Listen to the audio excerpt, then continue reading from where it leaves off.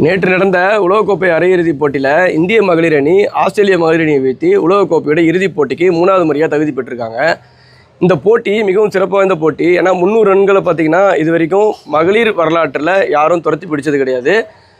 உலகக்கோப்பையில் இது நடந்தது மிகப்பெரிய ஒரு சிறப்பு வாய்ந்த விஷயம்னு சொல்லியிருந்தாங்க. இந்தியாவா இப்படி விளையாடுது அப்படின்னு சொல்லிட்டு பார்த்தேன். ஆஸ்திரேலியா உண்மையிலே செம்மையாக ஸ்டார்ட் பண்ணி செம்மையாகவே முடிச்சிட்டாங்க.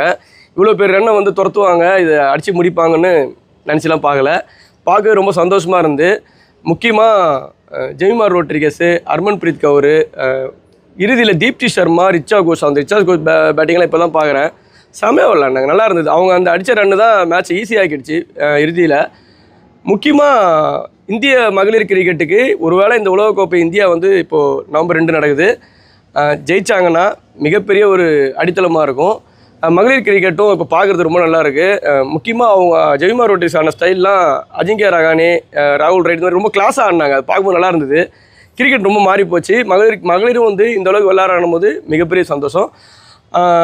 கண்டிப்பாக இந்திய அணி உலகக்கோப்பையை வந்து ஜெயிக்கணும். அதுதான், ஏன்னா அவங்க இது 3வது முறை ஜெயிச்சா இந்த மாதிரி, அதாவது ஆஸ்திரேலியாவை வீழ்த்தி இறுதிப் போட்டிக்கு வந்ததுக்கு கண்டிப்பாக வந்து டிசர்வ். இறுதிப் போட்டியில் இந்தியா ஜெயிக்கணும், அதுதான் வந்து எல்லாரோடைய ஆசை, எல்லாரோட கனவு. இந்திய மகளிர் அணிக்கு வாழ்த்துக்கள்.